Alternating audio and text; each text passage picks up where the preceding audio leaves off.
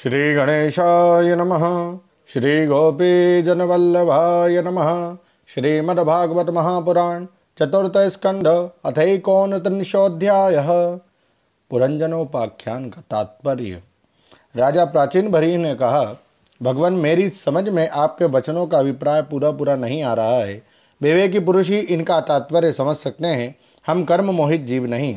श्री नारद जी ने कहा, राजन, पुरंजन नगर का निर्माता जीव है, जो अपने लिए 1, 2, 3, 4 अथवा बहुत पैरों वाला या बिना पैरों का शरीर रूप पूर्व तैयार कर लेता है।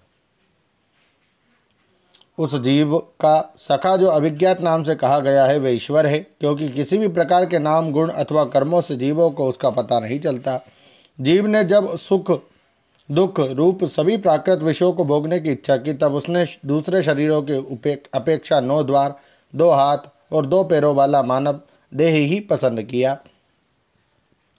बुद्धि अथवा अविद्या को ही तुम पुरंजनी नाम की स्त्री जानो।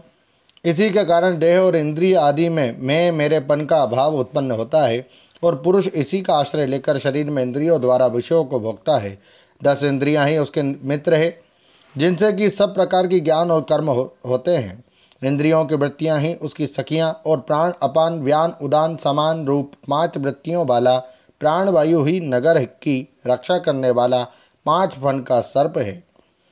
दोनों प्रकार की इंद्रियों के नायक मन को ही 11वां महाबली योद्धा जानना चाहिए। शब्दादि 5 विषय ही पांचाल देश हैं, जिसके बीच में वह 9 द्वारों वाला नगर बसा हुआ है। उस नगर में जो एक एक स्थान पर 2-2 द्वार बताए गए थे, वे 2 नेत्र गोलक, 2 नासा छिद्र और 2 कर्ण छिद्र हैं। इनके साथ मुख, लिंग और गुदा, ये 3 और मिलाकर कुल 9 द्वार हैं। इन्हीं में होकर वह जीव इंद्रियों के साथ बाह्य विषयों में जाता है। इसमें 2 नेत्र गोलक, 2 नासा छिद्र और 1 मुख, ये 5 पूर्व के द्वार हैं। दाहिने कान को दक्षिण का और बाएं कान को उत्तर का द्वार समझना चाहिए। गुदा और लिंग, ये नीचे के 2 छिद्र पश्चिम के द्वार है। खद्योता और आविर्मुखी नाम के जो द्वार एक स्थान पर बतलाए थे, वे नेत्र गोलक हैं। तथा रूप विभ्राजित नाम का देश है, जिसका मन द्वारों से जीव चक्षु इंद्रिय की सहायता से अनुभव करता है। चक्षु इंद्रियों को ही पहले द्युमान नाम का सखा कहा गया है। दोनों नासा छिद्र ही नलिनी और नालिनी नाम के 2 द्वार है। नासिका का विषय गंध ही सौरभ देश है, तथा घ्राणेन्द्रिय अवधूत नाम का मित्र है। मुख्य नाम का द्वार है, उसमें रहने वाला बागींद्रिय विपण है, और रसनेन्द्रिय रसविद रसज्ञ नाम का मित्र है। वाणी का व्यापार आपण है, और तरह तरह का अन्य बहुधन है। तथा दाहिना कान पितृहु और बायां कान देवहु कहा गया है। कर्मकांड रूप प्रवृत्ति मार्ग का शास्त्र और उपासना कांड रूप निवृत्ति मार्ग का शास्त्र ही क्रमशः दक्षिण और उत्तर पांचाल देश है। इन्हें श्रवणेन्द्रिय रूप श्रुतुधर की सहायता से सुनकर जीव क्रमशः पितृयान और देवयान मार्गों में जाता है। लिंग ही आसुरी नाम का पश्चिमी द्वार है। स्त्री प्रसंग ग्रामक नाम का देश है, और लिंग में रहने वाला उपस्थेन्द्रिय दुर्मद नाम का मित्र है। गुदा नृति नाम का पश्चिमी द्वार है। नरक वैशस नाम का देश है, और गुदा में स्थित पायु इंद्रिय लुब्धक नाम का मित्र है। इनके सिवा 2 पुरुष अंधे बताए गए थे, उनका रहस्य भी सुनो। वे हाथ और पांव है, इन्हीं की सहायता से जीव क्रमशः सब काम करता है, जहाँ तहाँ जाता है। हृदय अंतःपुर है, उसमें रहने वाला मन ही विषुचीन नाम का प्रधान सेवक है। जीव उस मन के सत्वादी गुणों के कारण ही प्रसन्नता, हर्ष रूप विकार अथवा मोह को प्राप्त होता है।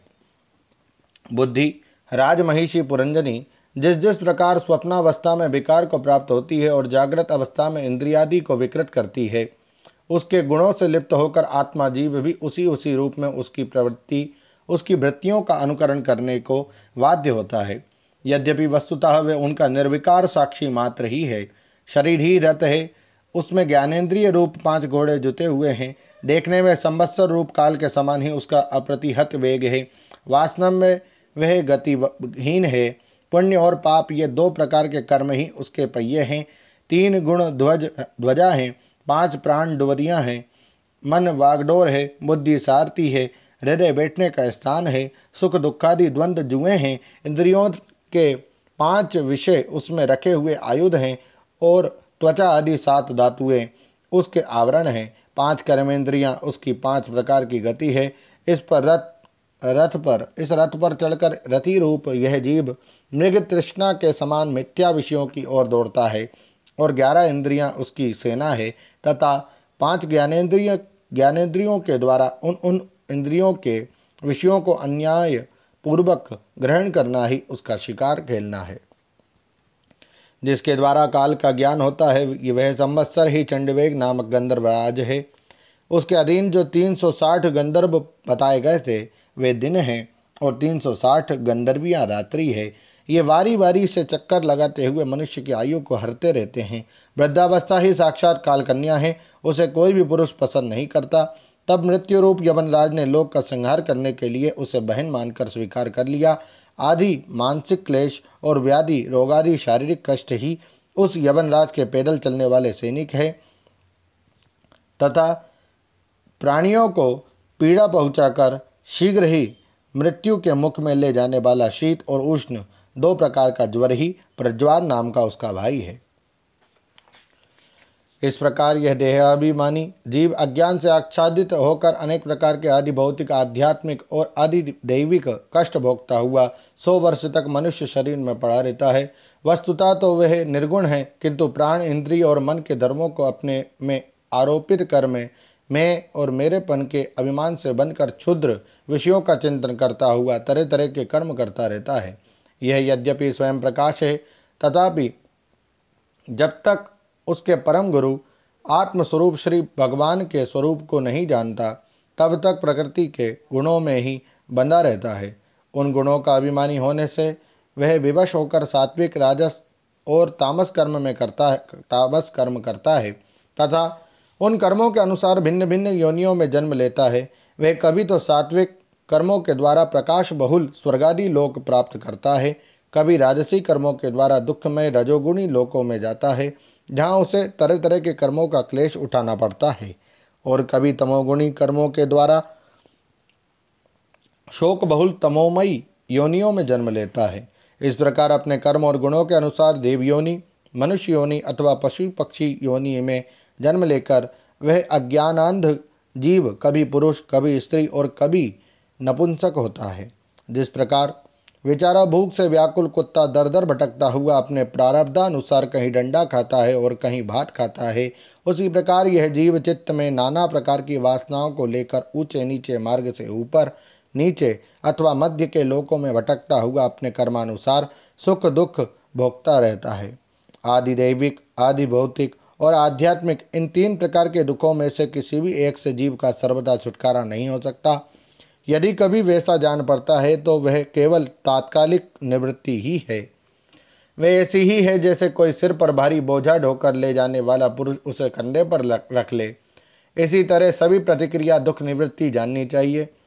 यदि किसी उपाय से मनुष्य एक प्रकार के दुख से छुट्टी पाता है तो दूसरा दुख आकर उसके सिर पर सवार हो जाता है।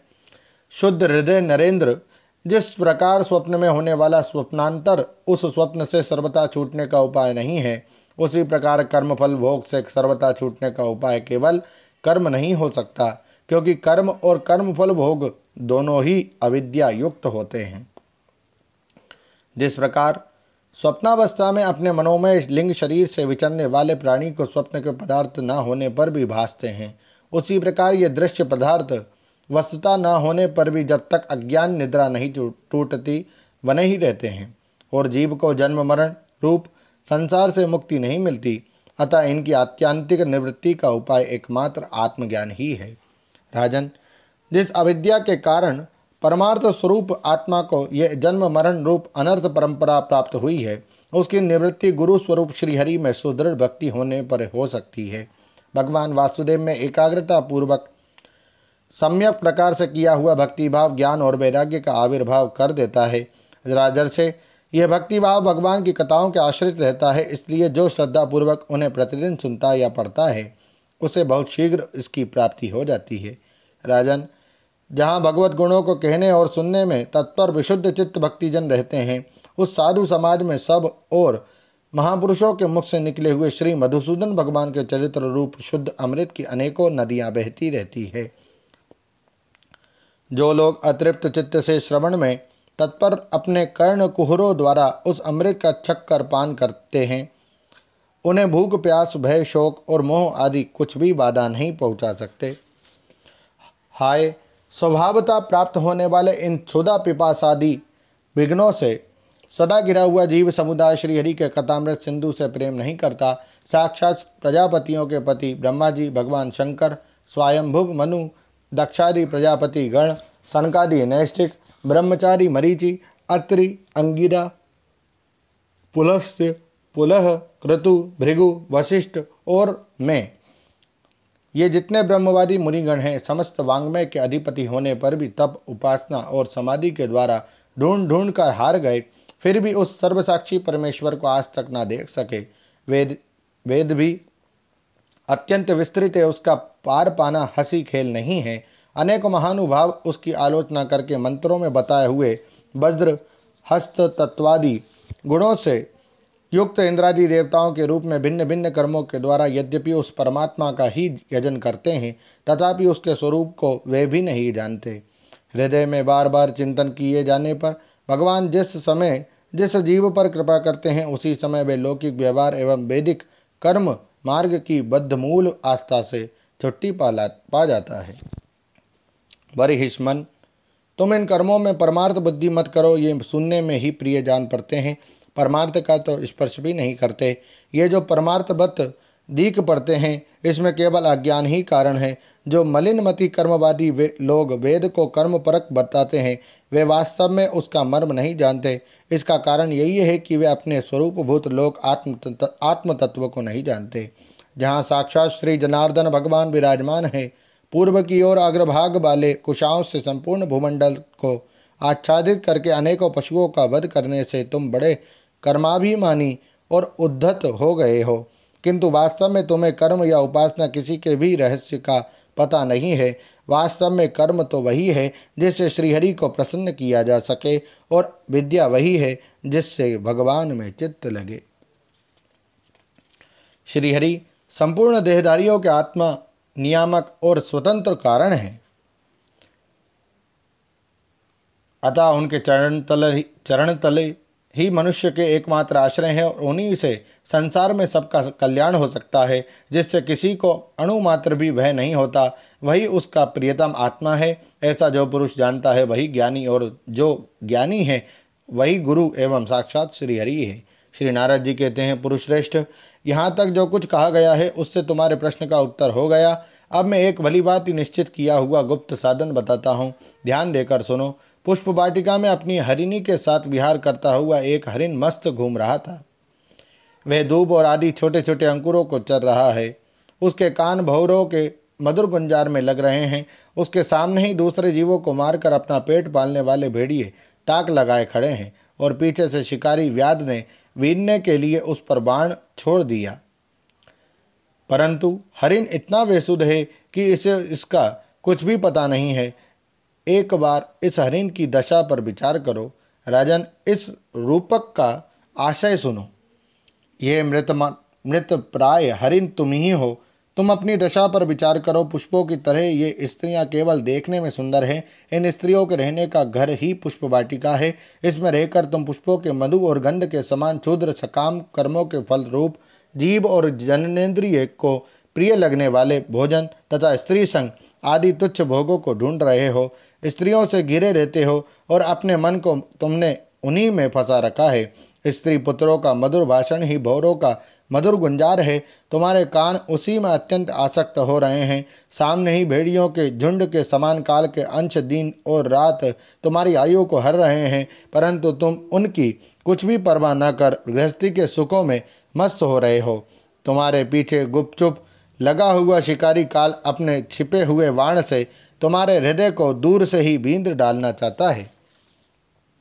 इस प्रकार अपने को मृग की सी स्थिति में देखकर तुम अपने चित्त को हृदय में भीतर निरुद्ध करो और नदी की भांति प्रभावित होने वाली श्रवणेन्द्रिय की बाह्य वृत्ति को चित्त में स्थापित करो, अंतर्मुखी करो। जहाँ कामी पुरुषों की चर्चा होती रहती है, उस गृहस्थाश्रम को छोड़कर परमहंसों के आश्रय श्रीहरि को प्रसन्न करो और क्रमशः सभी विषयों से विरत हो जाओ।